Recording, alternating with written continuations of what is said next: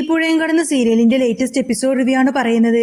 അങ്ങനെ ഫോണിലൂടെ സംസാരിക്കുമ്പോൾ ശിവരാജന്റെ ശബ്ദം വല്ലാതെ വിറക്കുന്നുണ്ടായിരുന്നു. ചുറ്റും നോക്കിക്കൊണ്ട് തന്നെ അയാൾ പതിയെ പറഞ്ഞു, ഹലോ ജയബാല. എടോ, എനിക്ക് വല്ലാതെ പേടിയാവുന്നുണ്ട് മനസ്സിൽ. ഈ നരൻ വെറുതെ അടങ്ങിയിരിക്കുമെന്നൊന്നും എനിക്ക് തോന്നുന്നില്ലടോ. ഇപ്പൊ തന്നെ അച്ഛൻ എന്നോട് കുറിഞ്ഞിക്കാട്ടിലെ ആ ഒരു സ്ഥലത്തിന്റെ കാര്യങ്ങളൊക്കെ ചോദിച്ചു തുടങ്ങി. എനിക്കിനി എന്താ ചെയ്യേണ്ടതെന്ന് ഒരു എത്തും പിടിയൊന്നും കിട്ടുന്നില്ല. തനിക്ക് ആ സ്ഥലം എഴുതി തന്നതിന്റെ പേരിൽ കുറെ അധികം പ്രശ്നങ്ങൾ ഞാനിപ്പോ നേരിട്ടുകൊണ്ടിരിക്കുകയാണ്. സത്യം പറഞ്ഞാൽ എനിക്ക് എന്താ ചെയ്യേണ്ടതെന്ന് പോലും അറിയില്ല.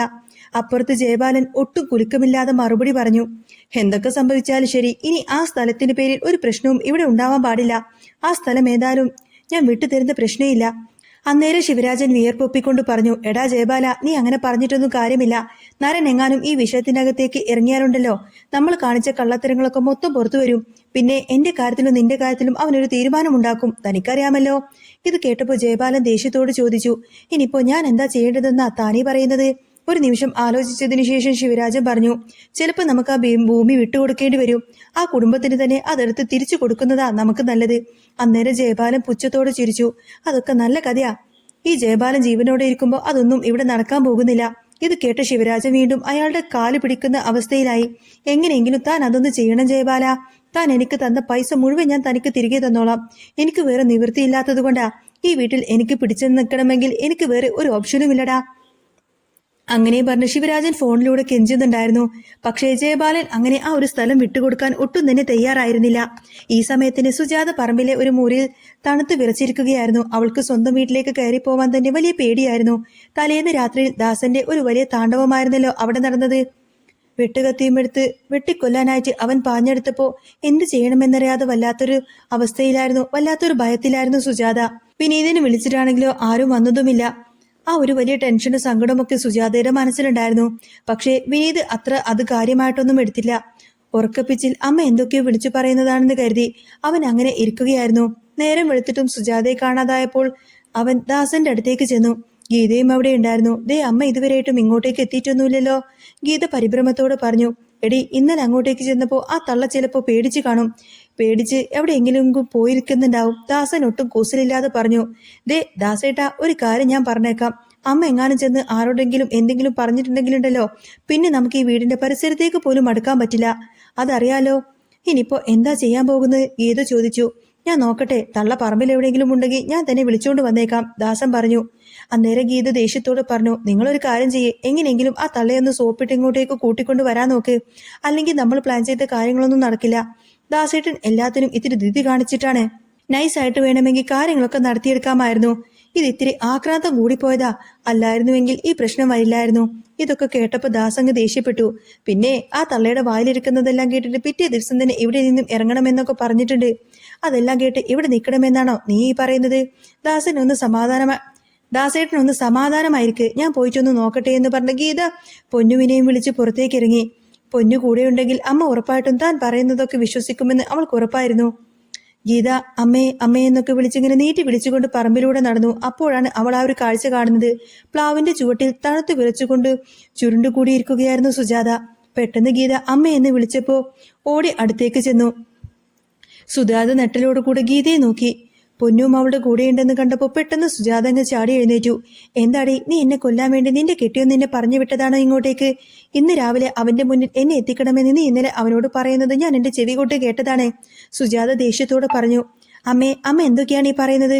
വേണ്ട അമ്മ, കൂടുതലൊന്നും പറയണ്ട. അമ്മ വെറുതെ എന്തൊക്കെയോ അറ്റവും മൂലവും കേട്ടിട്ട് ഇങ്ങനെ സംസാരിക്കുകയാണ്. നിന്റെ കെട്ടിയോൻ പറഞ്ഞു വിട്ടതായിരിക്കൂലേ എന്നെ വിളിച്ചോണ്ട് വരാനെന്നൊക്കെ അമ്മക്ക് തോന്നുന്നുണ്ടോ? അതൊന്നുമല്ല സത്യാവസ്ഥ. പിന്നെ കൂടുതൽ എന്നോടൊന്നും പറയൊന്നും വേണ്ടാമേ. ഞാനും പൊന്നും ദാസേട്ടനും എന്താ ഇവിടെ നിന്ന് പോവാണ്.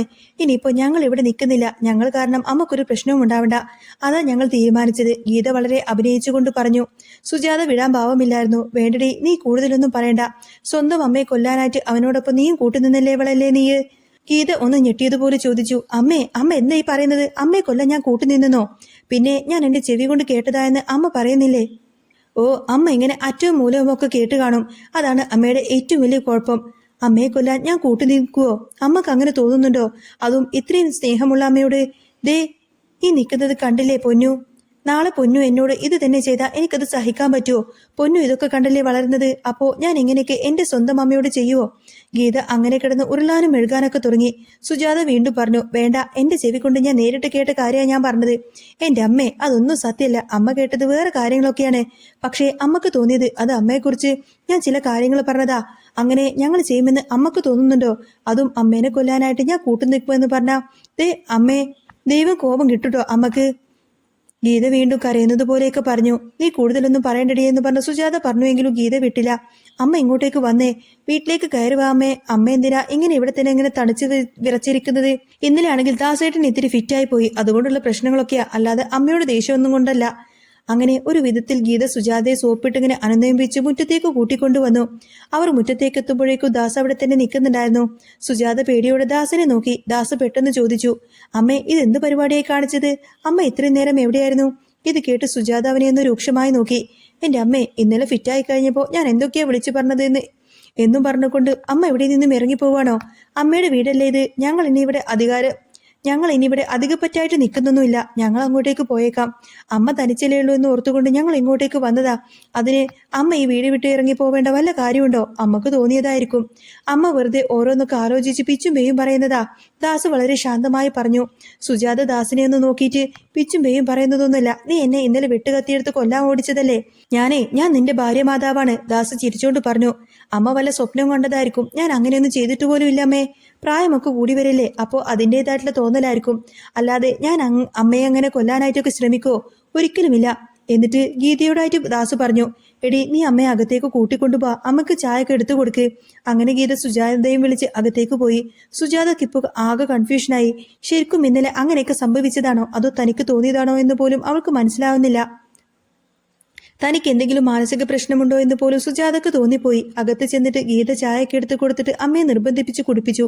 പിന്നീട് ദാസന്റെ അടുത്തേക്ക് ചായയുമായി ഗീത വന്ന് പറഞ്ഞു, തൽക്കാലത്തേക്ക് പുള്ളിക്കാരി ഒന്ന് അനങ്ങിയ മട്ടുണ്ട്. മൊത്തത്തിൽ അങ്ങോട്ടേക്ക് വിശ്വസിച്ചില്ലെങ്കിലും നമ്മൾ പറഞ്ഞ കാര്യങ്ങൾ കുറച്ചൊക്കെ വിശ്വസിച്ചിട്ടുണ്ട്. ഇന്നലെ നമ്മൾ സംസാരിച്ചതെല്ലാം തന്നെ അമ്മ കേട്ടിട്ടുണ്ടായിരുന്നു. ഇത് കേട്ട ഉടനെ തന്നെ ദാസ് അങ്ങ് ദേഷ്യപ്പെട്ടു. കേട്ടിട്ടുണ്ടെങ്കിൽ എന്താ, ആ തള്ള കാരണം എന്റെ ഒരു ദിവസമാ വെറുതെ പോയിക്കൊണ്ടിരിക്കുന്നത്.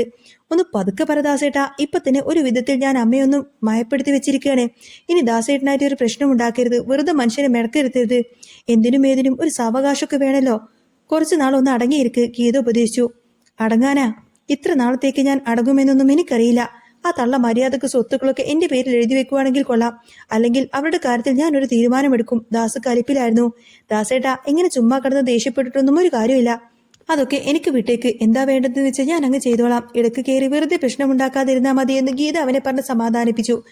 ഇതേസമയം നിവിൻ കാവേരിയെ കാണാനായി വന്നു. തനിക്ക് ചില കാര്യങ്ങളൊക്കെ സംസാരിക്കാനുണ്ടെന്ന് കാവേരി നേരത്തെ തന്നെ നിവിനോട് പറഞ്ഞിട്ടുണ്ടായിരുന്നു. നിവിൻ വന്നപ്പോൾ കാവേരി കാര്യങ്ങൾ വിശദീകരിച്ചു. അതെ, ഞാൻ ഭാരതിയെ കണ്ടിട്ടുണ്ടായിരുന്നു, നമ്മുടെ ശിവരാമേട്ടന്റെ ഭാര്യയെ. അപ്പോ അവരാണ് എന്നോട് പറഞ്ഞത് ടൗണിലുള്ള കുറിഞ്ഞിക്കാടുള്ള സ്ഥലം ശിവരാജന്റേതാണെന്ന്. ഒരു പക്ഷേ അയാളുടെ കയ്യിൽ നിന്നായിരിക്കും ജയപാലൻ ആ ഒരു സ്ഥലം വാങ്ങിയിട്ടുണ്ടാവുക. അയാൾക്കായിരിക്കും എന്റെ അച്ഛൻ പൈസ കൊടുത്തിട്ടുള്ളത്. നമുക്കൊരു കാര്യം ചെയ്താലോ? അവിടെ വരെ ഒന്ന് പോയിട്ട് നോക്കിയാലോ?